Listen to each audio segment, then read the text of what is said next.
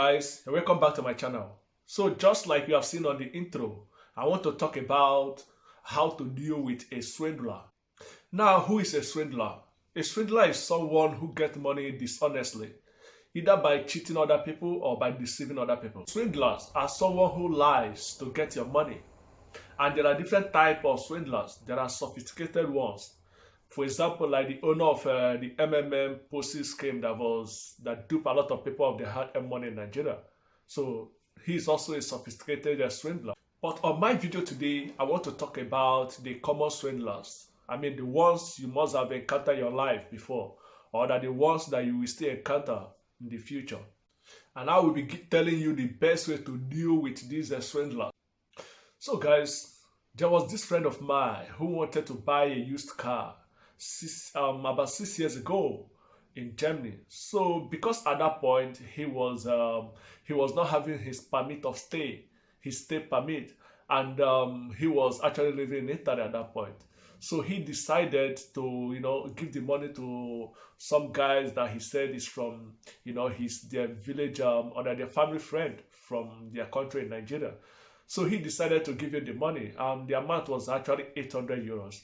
So he sent him the money so that he can actually help him to buy the car.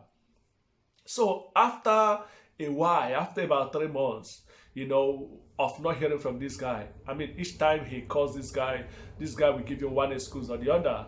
Either he's still looking for the car, he's still looking for the best one, he has not seen the best one, that he wants to buy the best car for him. He doesn't want to buy any car, and at the end he will start complaining, or that he will send the car to his country, and the people back home will be complaining that the car is not good. So he was giving him all these excuses, was just swindling him here and there. So after 3 months of this guy waiting, so this guy decided to, call this guy in Germany and ask him to, that he need the money. He want to use the money to do something very important in Italy. Because at that point, I think he got his permit of stay, so he needed to do his passport. So he called this guy to send him the 800 euro back so that he can use it to buy to make a passport there, since he has not bought the car. So at that point that this guy requested for his money, from that very point, this guy in Germany changed his voice. Now he started telling him that he has already bought the car, that there is no way he can refund the money. That if he wants him to return the money, that means he have to sell the car before refunding the money to him. So, and this guy, this is a friend of mine in Italy, he need the money urgently because he need to do his passport, his country's passport, so he can actually, go to the local government council there and submit, so he can get his permit of stay. So at this point, the quarrel started, and the guy in Germany told him that he have to give him some time so that he can sell the car and refund the money to him.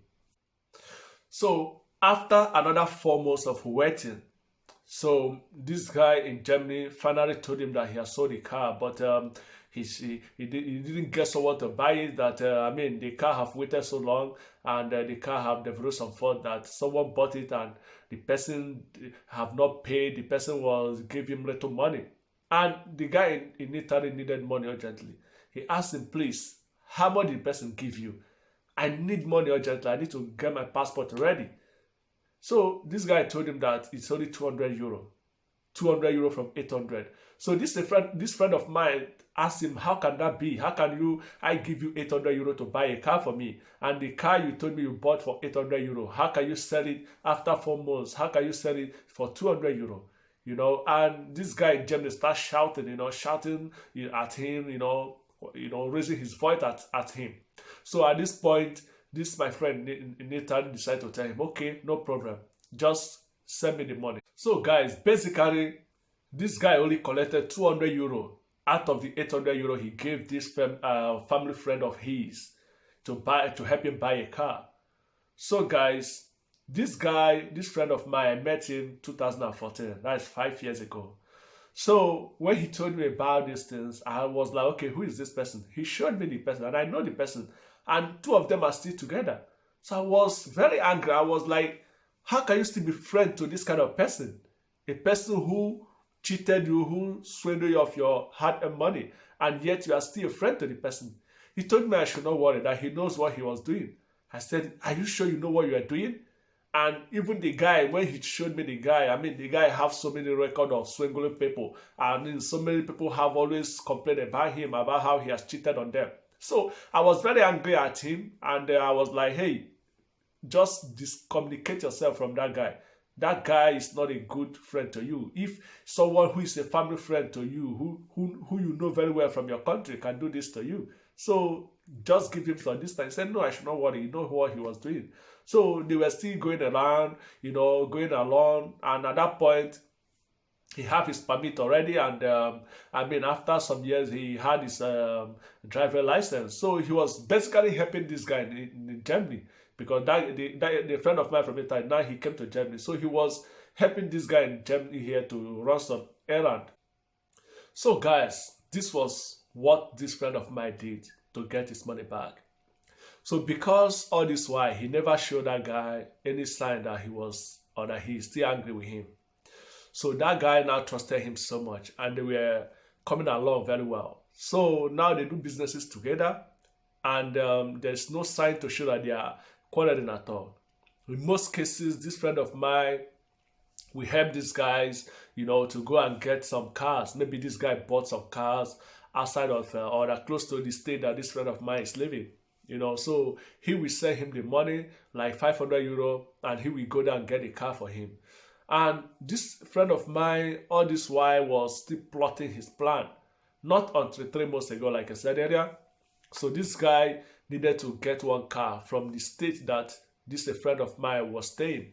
So he now sent to him 800 euro. The car actually costed 800 euros. So he sent it to him to help him get a car for him and bring him to his own city. So this friend of mine, what he did was this. Out of the 800 euro that this guy sent to him, he took his own 600 euro and sent 200 euro back to this guy on his account. And this guy was so surprised. He was like, hey, what is happening? I'm waiting for you to bring the car. He told him, what car? He told him, the car I gave you the money to bring for me. He said, well, I have sent you the balance of your 200 euro. So you remember 6 years ago, I gave you 800 euro to help me buy a car. And each time I call you, you keep telling me you are looking for the best car. And at a point, I told you I don't need the car again because I needed the money to do my passport then. So, and at that point, you start telling me you've already bought a car. And when I told you I need the money, I don't need the car anymore. What you said to me was 200 euro back, out of the 800 euro I gave you. So you told me you sold that car for 200 euro. So now I have taken my own money back. This is my 600 euro balance from the one you duped me. So that was what this friend of mine did. And of course, this guy was mad. He was shouting. He was saying all kind of things. He said he's going to do this. He's going to call the police. He's going to do that. He's going to do that. This friend of mine said, man, you can do your worst. He ended the call, and that was the end of this conversation. So when my friend told me about this, and I was shocked. In fact, I respected him, So what he told me was, he said, for you to deal with a swindler, there was this parable he actually used. He said, if you want to catch a monkey, you have to behave like a monkey. So guy, if you want to catch a swindler, you have to behave like a swindler. Each time stuff like this happen, if someone swindled you, like swindling of this kind of this nature, you have to learn not to be so angry. Don't show it. You understand? Plan yourself. Follow them. Still be behaving like a fool, till they will still follow your trap. It will only take time. Just plan it very well, and they will fall on that trap. There is no way they will not fall. You understand? So you don't need to start quarreling with them, especially if you are in Europe and maybe your stay is not that strong, and those people, they have been here for many years, So you don't have to be showing it to them that you are stubborn because you can't win them. You understand? So this friend of mine, what he did, I find it as the top way to deal with swindler. So guys, what my friend did is the best way to deal with a swindler. So guys, you have to behave like a monkey to catch a monkey. That is all I have for today, man. I hope this this video will be useful to someone out there. You have to apply some wisdom when dealing with these people, because they will only find a way to escape your own plot. You have to plot your way very well to get them. You understand? because it's always very painful when someone, swindling you of your hard-earned money. So guys, stay good, man. And please don't forget to like and share this video to your friends and well-wishers. And most importantly, don't forget to subscribe to my channel. Thank you so much for watching my video today. Have a good day.